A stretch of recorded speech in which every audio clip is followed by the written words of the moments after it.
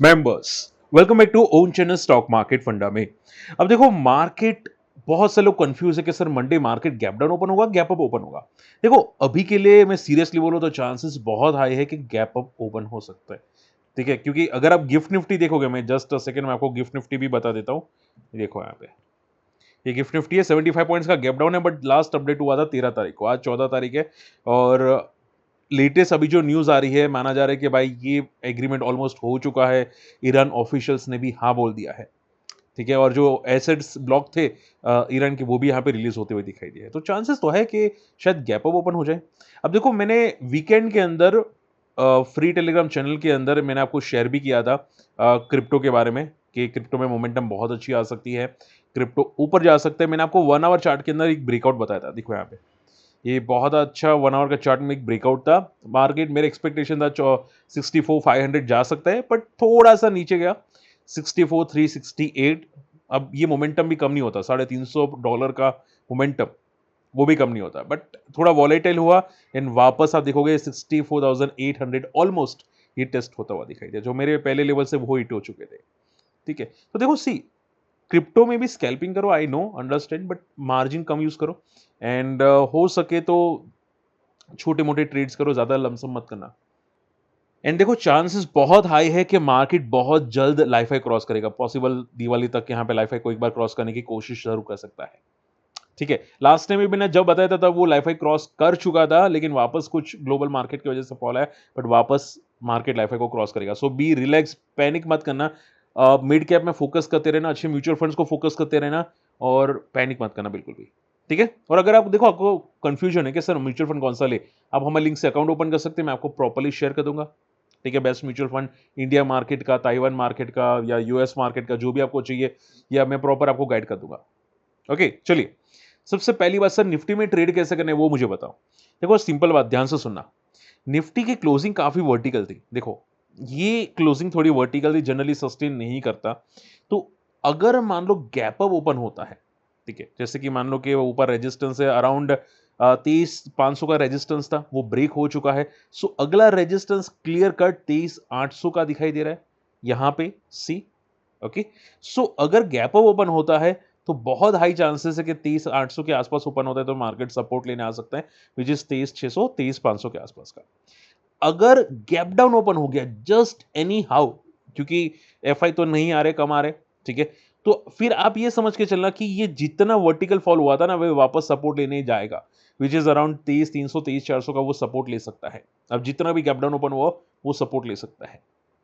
ठीक है, सो gap down open नहीं होना चाहिए, गैप डाउन यानी कि 23,550 के नीचे नहीं ओपन होना चाहिए। अगर हुआ तो 23,400 23,300 के आसपास सपोर्ट लेने जा सकता है।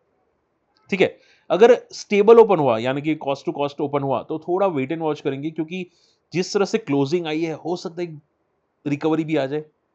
ठीक है, चलिए, आई होप ये चीजें समझ में आई। So be relax, don't be panic. And रही बात बैंक निफ्टी की, तो देख लो बैंक निफ्टी का बहुत अच्छा ब्रेकआउट हुआ है। ठीक है, तो बैंक निफ्टी 56,000 के ऊपर प्योर ब्रेकआउट है, और अगला रेजिस्टेंस बैंक निफ्टी का है 57,500 का, जो हाई चांसेस है कि with in a month chances है कि ये टेस्ट आपको करता हुआ दिखाई देगा बैंक निफ्टी। ठीक है, चलिए, ओके, गैस द चार्ट, ये कौन सी कंपनी का चार्ट है? लास्ट जो चार्ट हम लोगों ने डिस्कस किया था वीकली वीडियो में, आपने नहीं देखा है जाके देखना, वो था वोडाफोन आइडिया का। अब ये कौन सा चार्ट है? अब देखो कोई रिकमेंडेशन नहीं है, बट ध्यान से सुनना, ये डेली चार्ट है। ये कंपनी के अंदर रिसेंटली काफी लोगों ने कमेंट में पैनिक किया था, बहुत तगड़ा पैनिक किया था। और ये डेली चार्ट में पैनिक पता है क्यों किया था? देखो ये जो फॉल था ना यहाँ पे, ये फॉल में बहुत बड़ा पैनिक था। एंड मैं देखो, मैं सीरियसली मैं पागल कुत्ता नहीं हूं कि मैं आपको बताऊं कि भाई 20 डेमा को देखो, 20 डेमा को देखो। ठीक है, बड़े प्लेयर्स वहां पे सपोर्ट एग्जैक्टली लिया और 20% की सर्किट लगा दी। तो कौन सी कंपनी ने 20% की सर्किट लगाई रिसेंटली, मुझे कमेंट करना, आपको पता चल जाएगा। ठीक है, अब ये कंपनी अगर आप देखोगे, अभी बड़े स्टॉक एक्सचेंज के साथ टाई अप था ये कंपनी का, इनके प्रमोटर कनेक्टेड है। आई एम श्योर आपको नाम पता चल गया होगा, नहीं पता है मुझे कमेंट में बता सकते हैं जिनको पता है, और नहीं बताने वाले कमेंट क्रॉस चेक कर सकते हैं। ओके, अब ध्यान से सुनना। अब देखो ये प्योरली मोमेंटम कर रहा है बेस्ड ऑन द न्यूज। ठीक है, अब डेली चार्ट में देखोगे तो बड़े प्लेस की एंट्री हुई थी यहाँ पे, ये जो रेड लाइन का क्रॉस हुआ था, डबल इन्वर्टेड हैमर को हाई क्रॉस किया था ये वाला कैंडल, यहां पे मैंने भी एंटर किया था, बट मैंने कुछ 3-4% में प्रॉफिट बुक कर दिया था यहाँ पे, 3-4% में। अब मैं अपनी स्ट्रेटेजी को चेंज करने वाला हूं, क्योंकि एसटीडी चार्ट थोड़ी ज्यादा है, तो मैं सोच रहा हूं कि यहाँ पे स्कैल्पिंग की जगह 5-10% वाली मोमेंटम पिक करूं, क्योंकि मैं तो पिक कर सकता हूं आराम से, मेरे पास नॉलेज है, ठीक है। तो 2-3% की जगह 5-10% वाली मोमेंटम पिक करो, ताकि स्टॉप लॉसेस कम हो, क्वांटिटी कम अमाउंट में भी अच्छा प्रॉफिट हो, ठीक है। अब अगर आप ध्यान से देखोगे तो इसने 20 DMA को सपोर्ट लेके बहुत अच्छा रिबाउंड किया और प्रीवियस स्विंग का हाई तोड़ा, ये जो रेंज है उसका हाई तोड़ा। एज अ डिस्क्लेमर मैंने फ्राइडे को बीटीएसटी किया था, देखते हैं कि ये सस्टेन करता है कि नहीं, ठीक है। अब सिर्फ इतना ध्यान में रखना कि ये जो हाइट है, ये हाइट का 50% का लेवल टूटना नहीं चाहिए। हालांकि 20% इज बिग अमाउंट, तो 10% का हाइट है वो टूटना नहीं चाहिए।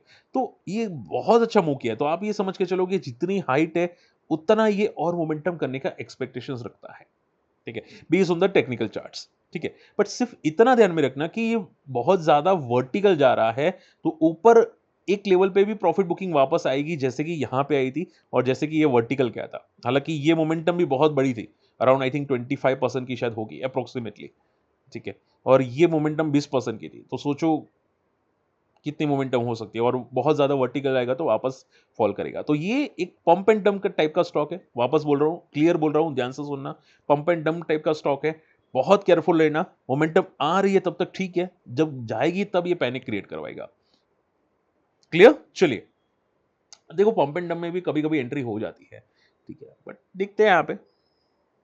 ओके, एफआई की बात करते हैं। एफआई बहुत कम सेलिंग की है ये फ्राइडे को, जब से ये वार की न्यूज आई है। एंड मैं सीरियसली बोलता हूँ, देखो आप विश्वास करो कि ना करो, इन जो एआई के पीछे लोग पागल हो चुके हैं ना, पागल कुत्ते की तरह पीछे पड़े ना, एआई एआई एआई, मैं सीरियसली बोलता हूँ एक टाइम ऐसा आएगा कि एआई को लात मार के निकाल देंगे, ठीक है। इंडियन पब्लिक जो प्राइस पे मिल रही है ना, वो प्राइस पे मशीन भी नहीं आ सकती, ठीक है। और इंडियन पब्लिक जितने मेहनती है ना, आप मशीन को लेने जाओगे उसका रिपेयर कॉस्ट भी इतना बढ़ जाएगा। बात समझ में आ रही है? आप टोकन यूज करते हैं, टोकन कितने एक्सपायर होते हैं। एक कंपनी ने तो एक महीने के अंदर 500 करोड़ का टोकन यूज कर लिया था, ओपन ईआई का, ठीक है। तो ये बहुत महंगा है भाई, एक लिमिट आ जाती है, फिर प्रॉब्लम क्रिएट हो जाती है। So don't be panic, India में एफआई आएंगे, झक मार के आएंगे, ठीक है। एक बार टैक्स कम हो गया तो वो डेफिनेटली उसका बाप भी घुस घुस के आएगा। तो बी रिलैक्स, कोई घबराने की जरूरत नहीं है एआई की वजह से। ओके, देखो ईरान में क्या हुआ, ध्यान से सुनना। अब देखो ईरान में, मैं सीरियसली बोलता हूँ कि ईरान का जो प्रॉब्लम है ना, वो बहुत जल्द शॉर्ट आउट हो जाएगा, क्योंकि दोनों इकोनॉमी स्ट्रगल कर रही है। फेड की पॉलिसी है नेक्स्ट वीक में। अब ट्रम्प का बर्थडे भी है आज, तो अगर आप ध्यान से देखोगे तो यूएस एग्री हो चुका है $25 बिलियन ईरान की जो फ्रोजन एसेट्स है उसको रिलीज करने के लिए। अब ये बहुत बड़ा पॉइंट है, तो ईरान भी मान गया, ठीक है। ईरान भी बोला कि भाई, हम लोग भी बोल रहे हैं कि भाई हाँ, आपने रिलीज किया, हम लोग भी स्ट्रेट ऑफ हॉर्मस को खोल देंगे। अब ये जो स्ट्रेट ऑफ हॉर्मस को खोलने की बात की है ना, इसकी वजह से क्रूड ऑयल बहुत तेजी से नीचे आएगा। एंड एक बार 80 के नीचे आ गया ना भाई, पागल हो जाएगा। आप सीरियसली मैं बोलता हूं, इंडिगो पागल होगा, क्योंकि सबसे बेनिफिट वो इंडिगो होगा, और इंडिगो में इथेनॉल 100% पॉसिबल नहीं है, आप गांठ बांध के चलो, ठीक है। तो ये फॉल होगा तो सबसे पहले इंडिगो इंडिगो में मोमेंटम पॉसिबल, फंडामेंटली स्ट्रांग होगी। ओके, एंड दूसरी बात, अगर ये नीचे आएगा ना, हमारा इन्फ्लेशन बहुत तेजी से नीचे आएगा, ठीक है। सो घबराने की बिल्कुल भी जरूरत नहीं है, क्रूड ऑयल जितना नीचे आएगा वो उतना बेनिफिट होगा मार्केट के अंदर। तो ये बहुत अच्छी न्यूज़ है, और देखो ये सॉल्यूशन इतना लंबा होता भी नहीं। ओके, ये सॉल्यूशन जल्दी आ जाता, बस थोड़ा सा डिले हुआ, मेरी हिसाब से तो और जल्दी आना चाहिए था, बट एनीवे। अच्छा हाँ, एक और ध्यान से समझना, देखो बहुत से लोग कंफ्यूज है कि सर ये क्या पॉजिटिव है कि नेगेटिव।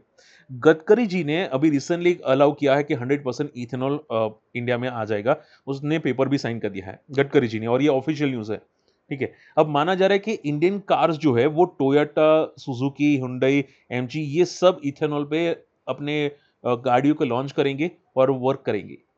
क्लियर। अब मैं सिंपल बोलता हूँ, ध्यान से सुनना। देखो पहले तो क्वेश्चन ये आता है कि सर क्या इथेनॉल 100% इंडिया में कब तक लीगल होगा। मोस्ट प्रोबेबली 2028 के आसपास या 2029 के आसपास अगर हुआ तो की बात है, उससे पहले होने के चांसेस कम हो जाते हैं, ठीक है। दूसरी बात, मल्टीपल इथेनॉल ऑप्शंस भी आपको मिलने के चांसेस पूरे हैं। लेकिन आप ये समझ के चलो, जितने भी अगर आप नेकेड पेट्रोल लेने जाओगे ना, तो चांसेस भी ये भी हाई बन जाते हैं कि नेकेड पेट्रोल आपको बहुत ज्यादा महंगा मिलेगा, हो सकता है 150 का मिले, अभी नहीं आगे जाके, क्योंकि वो लोग इथेनॉल को पुश करें तो रेगुलर पेट्रोल को महंगा कर देंगे, ठीक है, ये सिंपल लॉजिक है, कोई रॉकेट साइंस नहीं है। क्लियर?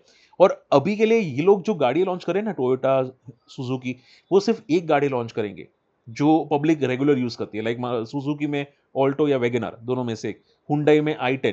ठीक है, क्योंकि ये जो रेगुलर गाड़ी होंगी ना, उसमें ये लोग इथेनॉल का एक ऑप्शन लाएंगे कि भाई अगर चाहिए रेगुलर पब्लिक को तो 100% इथेनॉल में यही वाली यूज कर लो। ठीक है, तो ये सभी कंपनी के लिए बेनिफिटेड है और ये सभी कंपनी पॉजिटिव मोमेंटम दिखने वाली है आप लोगों को। बात समझ में आ रही है? तो आप अगर फंडे को, मैं वापस बोलूंगा, ये टेक्निकल चार्ट पे ये सभी कंपनी पॉजिटिव होने के दमखम रखती है। हुंडई हो गया, मारुति सुजुकी हो गया। ठीक है, अब कौन पहले एडॉप्ट करता है ये 100% इथेनॉल को वो डिपेंड करेगा। हीरो मोटो को आपने एडॉप्ट कर लिया है, अब हुंडई करता है या मारुति करता है वो हम लोग देखेंगे।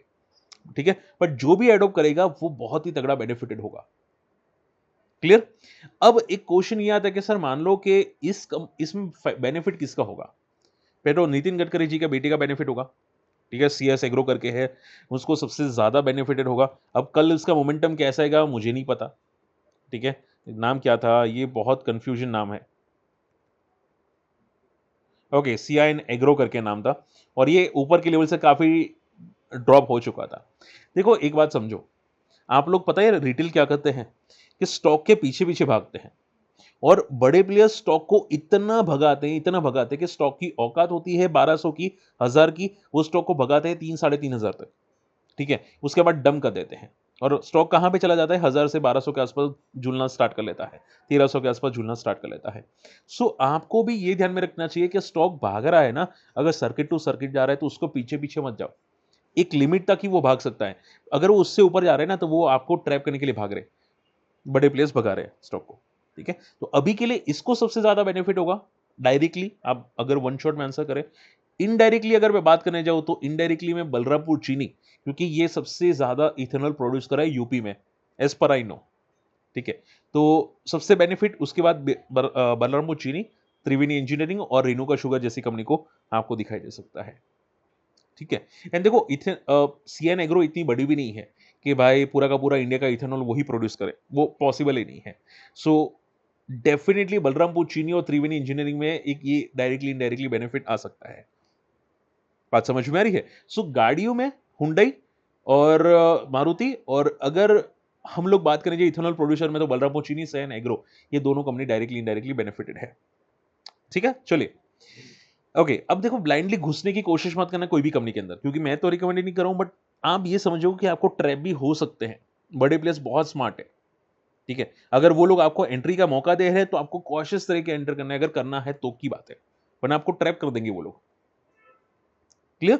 चलिए, वेदांता का डीमर्जर, अब ये डीमर्जर होगा कल, यानी कि डीमर्जर हो चुका है, लिस्ट होगा कल की तारीख को, 15 जून को ये लिस्ट होगा। एंड लिस्टिंग में माना जा रहा है कि ये जितने भी वेदांता के स्टॉक है वो ये प्राइस के आसपास लिस्ट हो सकते हैं। अब इसमें ऊपर नीचे हो सकता है बेस्ड ऑन द न्यूज, ठीक है, या बेस्ड ऑन द डिमांड, ऊपर नीचे आपको दिख सकता है। अब क्वेश्चन मुझे बहुत सारे लोग ने पूछा था कि सर इनमें से सबसे अच्छी कंपनी कौन सी है, फंडामेंटली स्ट्रॉन्ग कंपनी कौन सी है और वैल्यूएशन अनलॉकिंग कौन सी है। अब देखो मैं प्रॉपर सीरियसली नहीं बता सकता, ठीक है, बट मुझे जो स्ट्रॉन्ग स्टिल लग रही है, मुझे बैलेंस शीट भी देखनी पड़ेगी, प्राइस टू अर्निंग रेशियो भी देखना पड़ेगा, EPS भी देखनी पड़ेगी, ग्रोथ या डेट भी देखना पड़ेगा। ठीक है, तो ये थोड़ा डिफिकल्ट है कि मेरे लिए कंफर्म कहना कि कौन सी कंपनी अच्छी है, बट मैं अगर सेक्टर को चूज करूं तो मैं सेक्टर एक ही चूज करूंगा, वो है पावर सेक्टर। ठीक है, क्योंकि पावर में फ्यूचर डिमांड अच्छी होगी। ऑयल एंड गैस सेक्टर की हालत आप लोग जानते हैं। ठीक है, एल्यूमिनियम प्योरली टोटली डिपेंडेंट है मेटल प्राइसेस पे, और मेटल प्राइसेस कितने फ्लक्चुएट होते हैं आप भी जानते हैं। ठीक है, तो ये जो है ना, मुझे थोड़े से रिस्की सेक्टर लगते हैं। ग्रोइंग सेक्टर मुझे एक ही दिखाई देता है। अब इसकी मुझे बैलेंस शीट प्योरली चेक करनी पड़ेगी और वैल्यूएशन चेक करनी पड़ेगी। क्या पता वेदांता पावर, जो एक टाइम पे अदानी पावर था 20 रुपए का, 30 रुपए का, अगर आप लोगों को याद है, अदानी पावर 20 रुपए का, 30 रुपए का, आज 1000 के ऊपर ट्रेड करा है, तो वैसा क्या वेदांता पावर में ना हो। ठीक है, ये भी एक पॉसिबिलिटी हो सकती है। ओके, तो आपको आपको कौन सा वेदांता पसंद है, मुझे कमेंट में करेक्ट बता सकते हैं, आपका आपका फेवरेट कौन सा है। ओके, देखो नेस्ले में एक नेगेटिव न्यूज आई है और मैंने खुद फेस किया है। नेस्ले का स्टॉक फ्राइडे फॉल हुआ था। रीजन ये था कि FSSAI ने नोटिस भेजा मैगी को कि भाई उनकी क्वालिटी में कंसर्न है, उनके प्रोडक्ट में इंसेक्ट मिले हैं। ठीक है। और देखो मैंने खुद, पता नहीं आप लोग ने कितने लोग यूज़ करते होंगे, सभी मोस्टली तो करते ही होंगे, बट मैंने खुद ये फेस किया है। ऐसा नहीं बोलूँगा सभी के सभी मैगी प्रोडक्ट में प्रॉब्लम आती है, बट मैंने खुद इंसेक्ट्स देखे हैं मैगी के प्रोडक्ट के अंदर, ठीक है।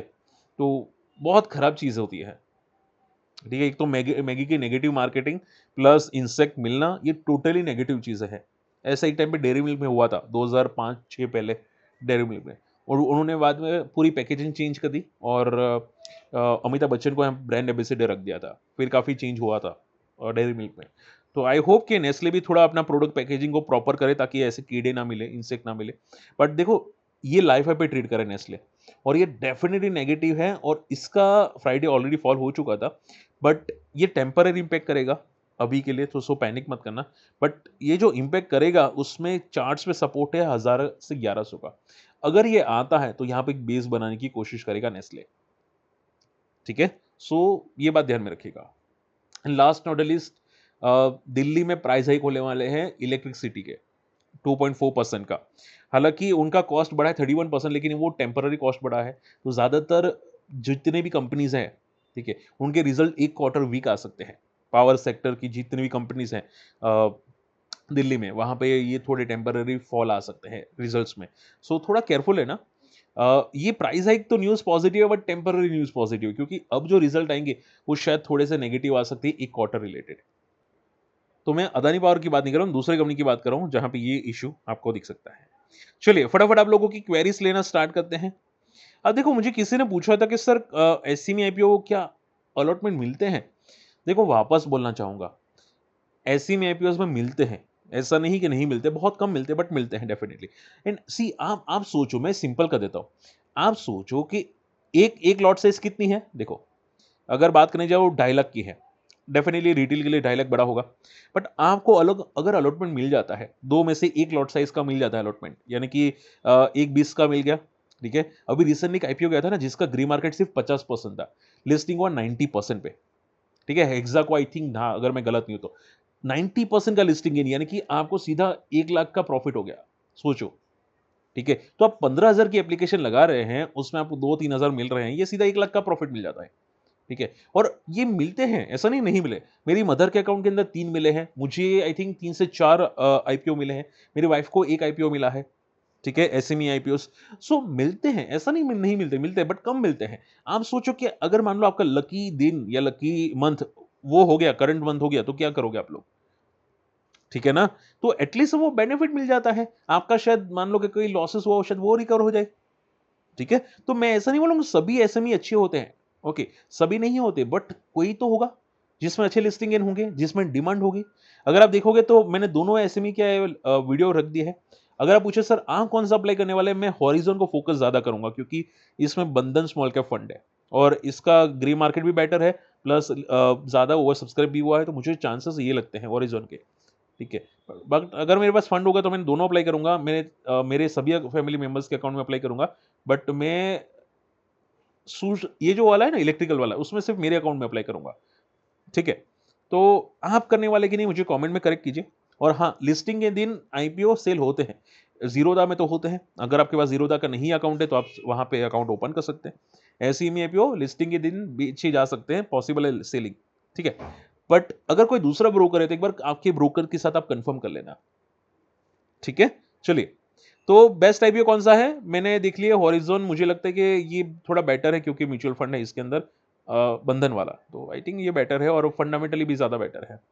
एंड देखो, आज लाइव भी आए होंगे, ठीक है, 8-9 बजे आसपास, क्योंकि मैं थोड़ा अर्ली लाइव आने वाला हूँ, एक काम में जा रहा हूँ बाहर, तो बट अब आ जाइएगा। रही बात अदानी एनर्जी की, तो देखो अदानी एनर्जी अभी आई थिंक अदानी ग्रुप में काफी अच्छी मोमेंटम आ रही थी, रिसेंटली मैंने देखा था, एंड चार्ट्स भी काफी पॉजिटिव है। तो जब तक अदानी एनर्जी सॉल्यूशंस 1200 के ऊपर है तब तक फंडामेंटली पॉजिटिव है, ठीक है। तो ये बात ध्यान में रखो, ऊपर एक बहुत बड़ा रेजिस्टेंस है 2000 का, तो देखते कितना जाता है। बट देखो, अगर बड़े प्लेयर्स एंटर करे इतने टाइम के बाद, तो मुझे नहीं लगता जल्दी निकल जाएंगे, ठीक है। वो एक शायद गलत फहमी हो जाएगी। तो हमेशा सपोर्ट एंड रेजिस्टेंस को देखो कि कितना मोमेंटम होता है, कितना फास्ट भाग रहा है, कितने स्लो भाग रहा है, वो आपको पता चल जाएगा। सी, जेबी मोटो भी आई थिंक मैंने देखा है कि बहुत अच्छे ऑर्डर्स आ रहे हैं इसके और रिजल्ट भी बहुत अच्छा आ रहा है। सो जेबी मोटो में चांसेस बहुत हाई है कि ये जितना भी था अगर आप देखोगे प्योरली ओवरसोल्ड हो चुका है टेक्निकल चार्ट पे, प्योर ओवरसोल्ड जोन। 500 पे बहुत तगड़ा रेजिस्टेंस है और एक बार के लिए 800 को अगर ब्रेक करेगा ना, तो फिर बहुत तगड़ी रेंज ब्रेकआउट हो जाएगा। फिर इसका अगला रेजिस्टेंस सीधा 1200 पे होगा। तो मैं भी इसको रडार पे रख रहा हूँ। देखता हूँ यहाँ पे कि 800 ब्रेक करता है कि नहीं। अभी के लिए रेंज बाउंड है बट आई थिंक ये बेनिफिट काफ़ी हो सकता है। अभी जो गवर्नमेंट ये मुहिम चला रही है, उसका एक बेनिफिट हो सकता है। And last not the least Fineotex chemical, किसी ने कमेंट किया था कि सर वो बहुत अच्छा भागा। देखो एफसीएल जो है ना, Fineotex chemical, I know definitely बहुत अच्छा भागा था, बट यहाँ पे एक बहुत बड़ा एक रेजिस्टेंस जोन है। देखो यहाँ पे 44 से लेके 45 का। तो ऐसा ना हो कि ट्रैपिंग मोड में आ जाए, ठीक है, क्योंकि नज़दीक में ही होगा अगर भागा होगा तो, ठीक है। तो ये 36 से लेके 44 के बीच में एक बहुत तगड़ा रेजिस्टेंस जोन है। अगर ये 45 को ब्रेक करेगा तब कुछ जाके हो सकता है। और वैसे भी केमिकल सेक्टर है, पैनी स्टॉक है, तो अगर वन शॉट में रिकवर किया होगा तो ऑलमोस्ट डबल हो चुका होगा। तो फिर ये कहना बहुत मुश्किल होगा कि फिर यहाँ से एक ब्रेकआउट करेगा, क्योंकि जनरली बॉटम से लेके लाइफ हाई को ब्रेक करना पे एक रेजिस्टेंस तगड़ा आता है और जो जनरली ब्रेक नहीं होता। तो बस केयरफुल है ना। क्लियर? चलिए, होप आज का वीडियो पसंद है। वीडियो शेयर करना, चैनल सब्सक्राइब कर लेना। फ्री टेलीग्राम में नहीं है, ज्वाइन कर लेना। और अगर कम्युनिटी में आना चाहते हैं, अकाउंट ओपन कर लेना। बाय।